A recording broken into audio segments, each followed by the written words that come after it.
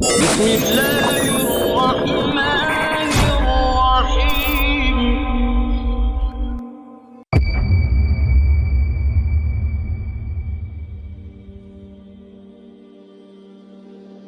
C'est une prise de conscience qui se fait graduellement. Ça ne se fait pas du jour au lendemain. Même en ayant assisté à ces conférences, vous n'aurez pas le grand déclic aujourd'hui. Car en réalité, il vous faudra le goûter. Il vous faudra l'expérimenter. Donc on avait dit que pour que puisse s'établir le waswas, il nous fallait premièrement une situation qui déclencherait en vous quelque chose de négatif. Deuxièmement, un changement intérieur en vous. Troisièmement, il se connecte à votre âme et commence à télécharger dans votre intériorité des informations. Et pour que vous puissiez accepter ces suggestions facilement, elles doivent être extrêmement pertinentes par rapport à votre situation. Donc souvenez-vous de ceci. Les insufflations que vous font ces créatures du monde de l'invisible sont des suggestions d'action ou de réaction sur des idées pour lesquelles vous pourriez avoir de l'intérêt. Et ensuite, quatrièmement, vous choisissez de les accepter, voire de les manifester dans votre comportement. Tout le monde ici a son permis de conduire, je suppose. Est-ce que vous vous souvenez de quand vous alliez à l'auto-école pour vous entraîner au code de la route? Est-ce que vous vous souvenez de ces DVD qu'ils vous projetaient? Petit film dans lequel on vous présente différentes situations et à chaque fois, on vous suggère différentes options. J'arrive au rond-point, petit A, je m'engage. Petit B, je m'arrête. Petit C, je m'engage tout en cédant le passage, etc., etc. Écoutez attentivement. C'est la même chose avec le mode opératoire du waswas en réalité. Tout le monde doit comprendre ça. Vous arrivez devant une situation qui provoque en vous quelque chose, le monde de l'invisible se connecte à vous et va vous suggérer des options d'action ou de réaction par rapport à la situation dans laquelle vous vous trouvez. Et ensuite, vous serez libre de choisir l'action ou la non-action que vous voulez manifester. Donc pour reprendre l'exemple, premièrement, vous entrez chez vous. Vous êtes sur le canapé, votre épouse vous fait la remarque fâcheuse, boum, changement d'état intérieur, on a notre deuxièmement. Troisièmement, les entités du monde de l'invisible se connectent à votre âme, et là, ce qu'ils vont faire en réalité, c'est qu'ils vont vous proposer, vous suggérer différentes options d'action ou de réaction par rapport à la situation qui a déclenché en vous ce changement intérieur. Donc par exemple, petit A, je lui jette un regard noir sans rien dire. Petit B, je me lève et je change de pièce. Petit C, je balance mon verre par terre. Petit D, petit E, etc., etc., etc. Jusqu'à petit Z.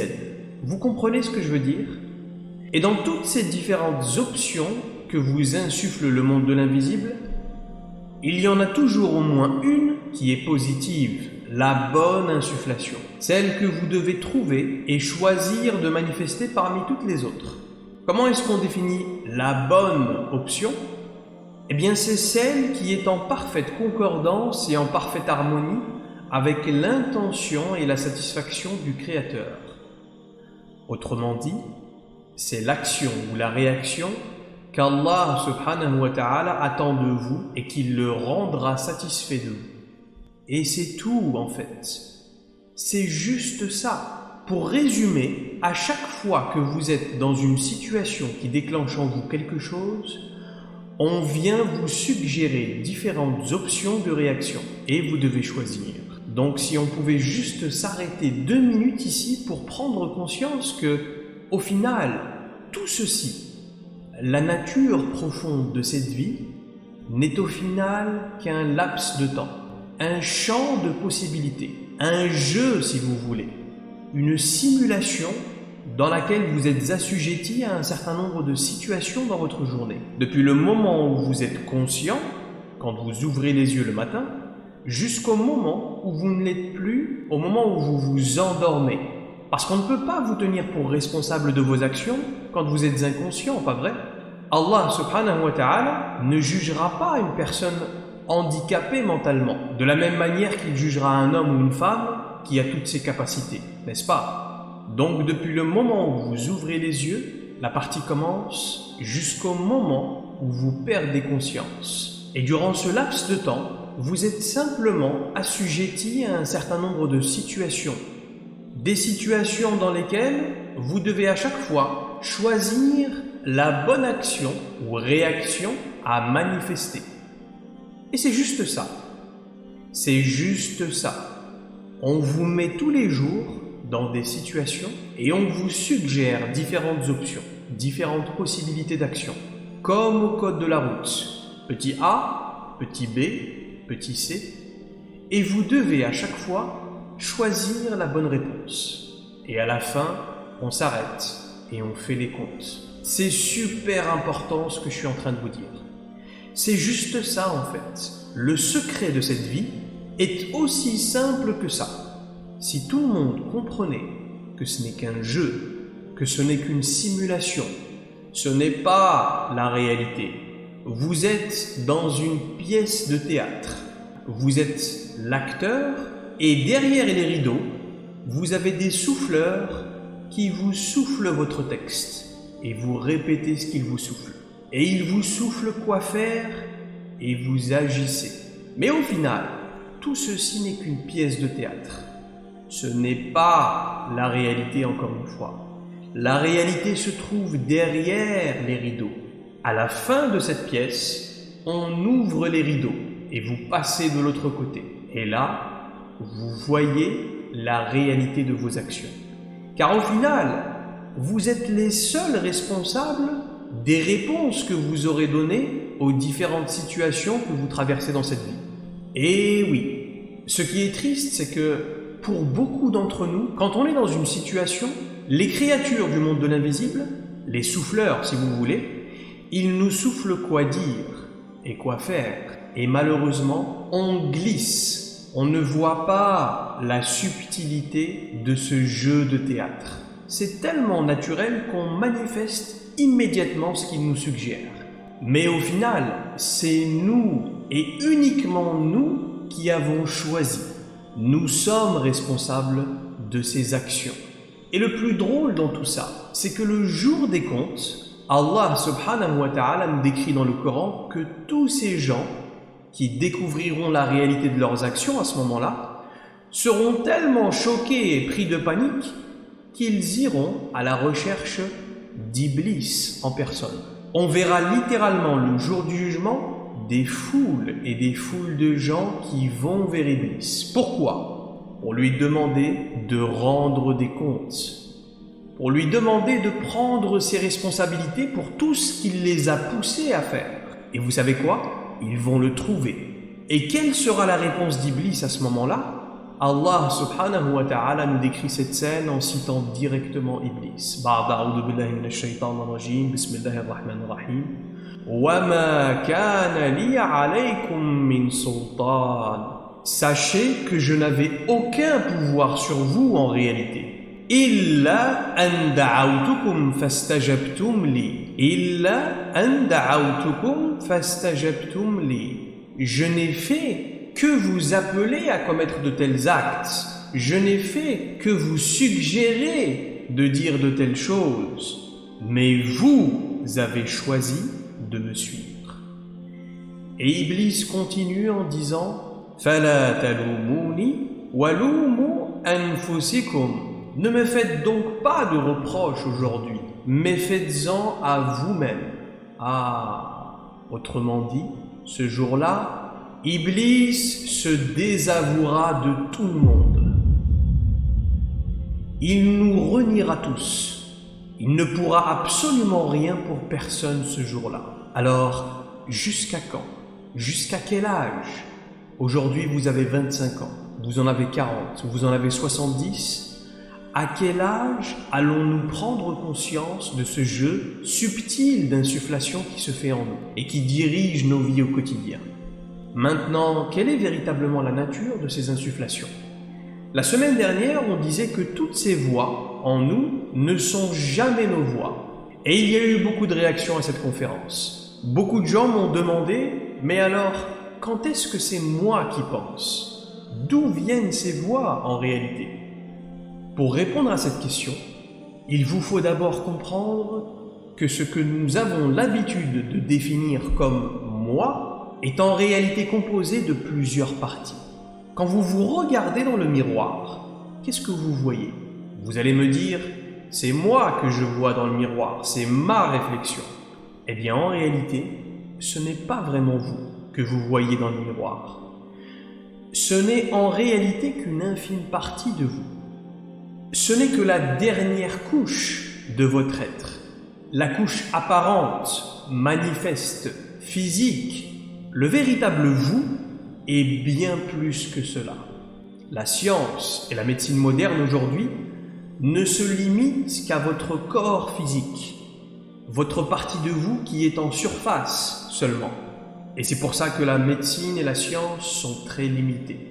On ne connaît même pas 1% de ce que nous sommes réellement aujourd'hui. Dans votre corps physique, vous avez un système nerveux en profondeur.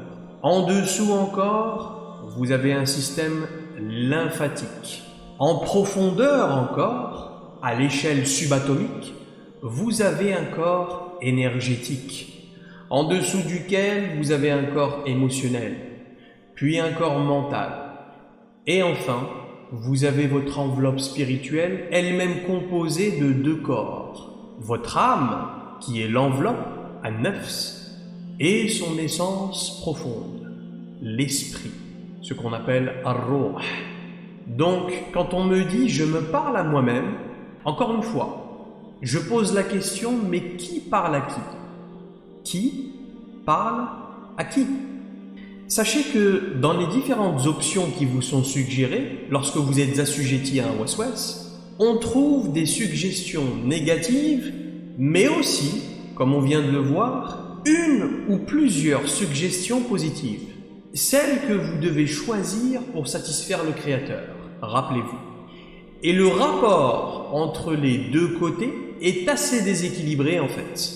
En réalité, pour une personne moyenne, donc je dirais pour 99% des gens, le rapport sur 10 insufflations est de 9 négatives contre 1 positive seulement. Sauf si vous faites partie de ceux qui ont entrepris un cheminement spirituel régulier et constant depuis des années.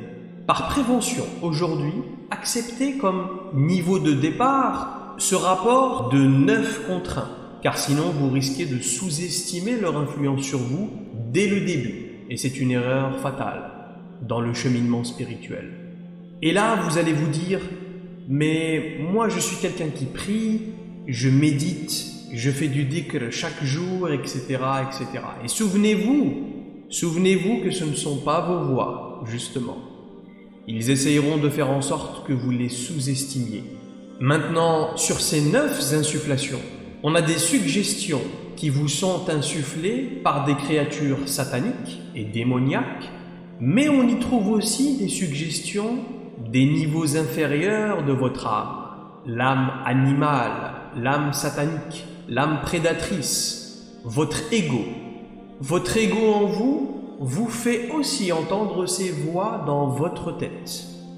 Du côté de l'insufflation ou des insufflations positives, vous avez des insufflations angéliques, donc ce sont des anges qui par le même procédé se connectent à votre âme par la technique de la rabeta, souvenez-vous, ce câble électromagnétique, et ils téléchargent en vous une ou plusieurs suggestions positives. Vous pouvez aussi avoir des suggestions positives de votre propre ego, de votre nafs. Votre âme a aussi des niveaux supérieurs, an-nafsul malaiki, l'âme angélique. On peut aussi trouver, dans les insufflations positives, des insufflations venant d'autres créatures non angéliques, telles que des âmes de nos ancêtres ou de personnalités célestes, comme les prophètes, les saints, etc., etc. Et on peut aussi recevoir des insufflations positives divines directement. C'est ce qu'on appelle al-hilm. Al-hilm est l'inspiration divine. Et elle se fait par le biais de votre ruh, l'esprit, qui lui est constamment dans la présence divine. Il est constamment connecté, parce qu'il est de l'Esprit divin. Et là, c'est plus rare par contre. C'est en fonction de votre état spirituel. Al-Hilm, l'inspiration divine, à ne pas confondre avec ce qu'on appelle Al-Wahi, la révélation divine. C'est une catégorie d'inspiration qui est uniquement réservée à un certain nombre de personnalités célestes, les prophètes et les messagers d'Allah. Vous devez comprendre que ce rapport de 9 contre 1 n'est jamais fixe. Il fluctue en fonction de votre niveau de conscience. Écoutez attentivement. À chaque fois que vous choisissez une mauvaise option et que vous la manifestez dans votre comportement, votre âme perd en lumière. Nour. Qu'est-ce que cette lumière? Cette lumière, c'est la lumière qui permet à votre cœur de voir à travers l'œil du cœur. Ce qu'on appelle al-basira, le discernement. L'œil du cœur est la lanterne qui vous permet de voir ce qu'il y a devant vous lorsque vous naviguez dans des eaux obscures. La basira, l'œil du cœur, vous permet de discerner entre les choses dans les situations à risque, de discerner entre le bien et le mal, entre la lumière et l'obscurité, entre le mensonge et la réalité. Et sachez qu'à notre époque, vous avez énormément besoin de cette lumière dans le cœur, en ces temps où les apparences et les réalités sont complètement inversées. Donc vous perdez de la lumière à chaque fois que vous choisissez de manifester une mauvaise suggestion du monde de l'invisible. À chaque fois que vous glissez et choisissez de manifester une parole, une action ou une réaction négative, il se passe, en plus de la mauvaise action qui vous est inscrite dans votre registre, en plus d'avoir déçu le divin, le Créateur, il se passe aussi un mouvement intérieur de l'âme. C'est l'impact, c'est la conséquence métaphysique, spirituelle, si vous voulez. Votre niveau de conscience s'abaisse et la prochaine fois que vous vous retrouvez dans une situation similaire, la fois suivante, écoutez bien, il sera beaucoup plus facile pour vous de choisir et de manifester, encore une fois, une mauvaise action. Pourquoi? Parce que vous aurez encore moins de lumière à ce moment-là. Et donc vous comprenez que c'est un cycle sans fin. Plus vous choisissez les mauvaises options, plus vous perdez de la lumière et donc vous vous enfoncez. Plus vous vous enfoncez et plus vous commettrez de mauvaises actions et ainsi de suite. C'est pour cela que vous trouvez des personnes qui n'arrivent même plus à s'empêcher de commettre la mauvaise action ou de réagir d'une mauvaise façon dans une situation donnée. C'est plus fort que moi, ils vous disent, parce qu'ils se sont habitués à travers le temps à accepter les suggestions négatives. Je suis une personne colérique, c'est pas de ma faute, je suis comme ça. Eh bien non. Je suis une personne colérique parce que je me suis habitué à accepter de manifester des comportements colériques, que le monde de l'invisible me suggérait. Et c'est ça la réalité. En revanche, si vous choisissez parmi les différentes options qui vous sont suggérées, celle qui est en parfaite concordance et en parfaite harmonie avec l'intention et la satisfaction du Créateur, vous obtenez cette fois-ci de la lumière, de la lumière qui descend jusque dans l'œil de votre cœur. Que se passe-t-il en réalité? Votre âme s'élève en rang spirituel et vous passez automatiquement à un niveau de conscience supérieur. Vous voyez les choses avec un peu plus de hauteur, avec un peu plus de recul maintenant. Petit indice au passage sur l'issue de ce concept du West-West. Et la fois d'après, écoutez bien, la prochaine fois que vous expérimenterez une situation similaire, au lieu d'avoir un rapport sur 10 insufflations de 9 négatives contre une seule positive, vous aurez cette fois-ci 8 insufflations négatives contre 2 insufflations positives maintenant. Pourquoi? Parce que vous avez élevé votre âme d'un rang spirituel. vous vous êtes élevé à un niveau de conscience supérieur. Et la fois d'après, si vous choisissez encore la bonne action, le rapport sera de 7 contre 3, puis 6 contre 4, puis 5, et ainsi de suite. Vous comprenez ce que j'essaye de dire? Et en fait, ça ne s'arrête jamais. Quand vous avez 5 insufflations négatives contre 5 insufflations positives, c'est beaucoup plus facile de trouver la bonne, n'est-ce pas? C'est plus facile de trouver la bonne action à manifester quand sur 10 insufflations, vous en avez 5 ou 6 ou 7 qui sont bonnes. Imaginez maintenant les personnes qui sont depuis des années dans une ascension spirituelle constante et qui ont peut-être une seule insufflation négative contre 9 positives. Quel genre de vie on doit mener à ce stade? Comment est-ce qu'on perçoit les situations de notre quotidien à ce niveau-là? Et c'est pour cela que les prophètes et les messagers et les awliya, alayhim salamullahu ajma'in, étaient connus pour avoir la capacité de toujours manifester la bonne action, la bonne parole, la bonne réaction au bon moment, sans aucun effort, naturellement. Ce qu'il faut comprendre, c'est que Adam alayhi salam, notre père à tous, a été créé d'eau et d'argile à la base. D'eau et d'argile. Souvenez-vous qu'Iblis disait « Comment pourrais-je me prosterner devant lui alors que tu le créas d'une argile crissante, extraite d'une boue malléable, et que tu me créas de feu ?» Le corps d'Adam alayhi salam est un matériau qui absorbe l'énergie à l'intérieur de lui. Nous avons un corps qui est poreux à la surface, qui est facilement traversé par des énergies, qui est en réalité traversé par des énergies en permanence. Le prophète Muhammad sallallahu ta'ala alayhi wa alihi wa sahbihi wa sallam a décrit dans un hadith que quand Allah subhanahu wa ta'ala a façonné le corps d'Adam, il le laissa sans vie, allongé sur le sol du paradis pendant 40 années. Et Rasulullah explique qu'Iblis, à ce moment-là, intrigué par cette nouvelle créature d'Allah, venait visiter le corps d'Adam et qu'il pénétrait à l'intérieur de lui. Il visitait son intériorité, puis en ressortait. Le corps d'Iblis, lui en revanche, est un corps d'énergie. C'est une source d'énergie qui jaillit en permanence. Et son énergie est le feu. Ce n'est pas le feu que nous avons dans nos cuisines. Il s'agit d'un feu sans fumée. Et nous avons créé les djinns d'un feu sans fumée. C'est une énergie que notre intellect ne peut même pas concevoir.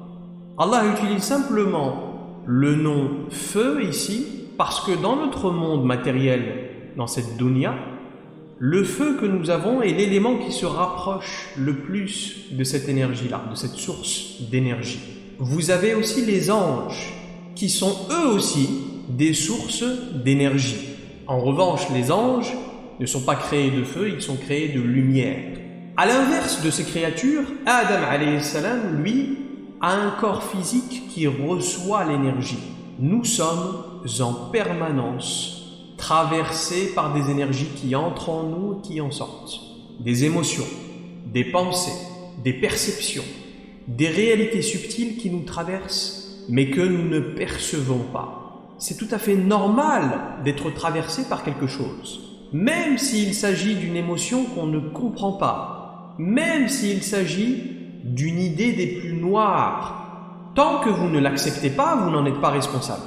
Allah subhanahu wa ta'ala nous a conçus pour être en permanence traversés par ces réalités subtiles. C'est naturel en fait. La preuve est qu'Allah dit dans le Coran, les salihin, c'est-à-dire ceux qui mettent en œuvre le dépôt confié, les vertueux, les pieux, les saints, sont ceux qui, lorsqu'ils sont traversés par de mauvaises pensées, disent « A'udhu billahi minash shaitanir rajim ». Vous voyez, Donc même les salihines sont traversés par de mauvaises pensées, conformément à ce verset. Écoutez attentivement ce que je vais dire. Tant que notre âme sera dans notre corps, nous serons constamment traversés par des insufflations. Vous l'aurez compris, tant que vous serez vivant dans ce monde, vous serez traversé par des insufflations subtiles. Les problèmes commencent quand je m'identifie à ce qui me traverse. Les problèmes commencent réellement quand je m'identifie à une réalité subtile qui me traverse. Imaginez que vous soyez un vase vide, un vase absolument vide.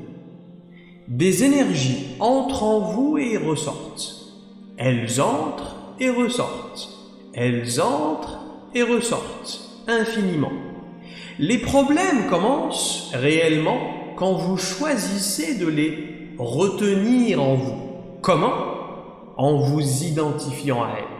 Une fois que vous vous êtes identifié à une réalité subtile, vous l'empêchez de sortir de vous. Vous empêchez à votre corps de la libérer. Je vais vous donner un exemple très concret.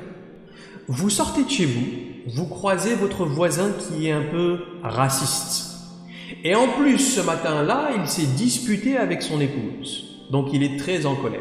Comme d'habitude, vous lui dites bonjour. Mais ce jour-là, il ne vous répondra pas. En fait, il va même vous jeter un regard noir. Et il va commencer à vous insulter, sans raison. Sur le plan métaphysique, cet homme a été à un moment donné traversé par l'énergie de la colère. Très probablement, ce matin, pendant sa dispute avec sa femme, le monde de l'invisible lui a insufflé de la colère. Et le problème, c'est qu'il s'est identifié à elle, et maintenant, il vous balance cette énergie de la colère. Donc vous êtes là devant lui et vous recevez cette énergie de la colère sur vous. Non seulement sur vous, mais en vous. Puisque nos corps sont poreux. Ils ne sont pas imperméables à l'énergie. Donc vous recevez en vous cette énergie de la colère. Elle pénètre dans votre vase vide, rappelez-vous. La colère entre dans votre vase, elle est en vous maintenant, et vous la sentez. Et elle vous donne envie de réagir, de la renvoyer peut-être dans la direction de cet homme. Et à ce stade, vous avez deux possibilités, écoutez bien. Soit vous faites ce que le prophète sallallahu ta'ala alayhi wa alihi wa sahbihi wa sallam faisait. Et qu'est-ce qu'il faisait, le prophète, quand quelqu'un venait se tenir devant lui pour l'insulter et le rabaisser? Rasulullah sallallahu alayhi wa sallam souriait. Il esquissait un léger sourire sur son visage et il baissait le regard. Il baissait la tête en attendant que la tempête passe pour éviter de parler à travers la colère qui le traversait à ce moment-là. Vous voyez un peu la différence avec nous, la différence de niveau, sallallahu alayhi wa alihi wa sahbihi wa sallam. Donc vous pouvez à ce moment-là prendre conscience de la colère qui vous traverse, et c'est tout à fait naturel d'être traversé. La preuve, même le prophète était traversé par des énergies négatives, mais de choisir de ne pas vous identifier à elle à ce moment-là, de ne pas réagir sous le feu de la colère, comme on dit. Attendre qu'elle passe, et ne vous inquiétez pas, au bout de quelques secondes, quelques minutes peut-être, elle finira par vous quitter. Et ensuite, à ce moment-là seulement, agir ou parler. Ou alors, la deuxième possibilité, et c'est ce qu'on fait tous, malheureusement, la plupart du temps en tout cas, quand on est traversé par la colère, on va s'identifier à elle. On va prendre personnellement la situation et donc on va glisser et on va se laisser aller dans l'émotion. En temps normal, je suis celui qui expérimente les émotions qui me traversent. Je suis l'expérimentateur. J'expérimente la colère ou la tristesse ou la frustration lorsque celle-ci me traverse. Mais là, je me suis identifié à la colère. je suis devenu la colère. Et donc, ce n'est plus moi qui l'expérimente, mais c'est maintenant la colère qui m'expérimente. Ce n'est plus moi qui suis en contrôle et donc qui dirige cette émotion de la colère en moi, mais c'est la colère qui est en contrôle et qui me dirige. Et maintenant que je me suis identifié, la colère prend possession de toute ma conscience et de tout mon être, et je suis littéralement possédé par cette énergie de la colère. Et qu'est-ce qui se passe en conséquence à l'extérieur? Je perds le contrôle de mes émotions et donc de mes actions.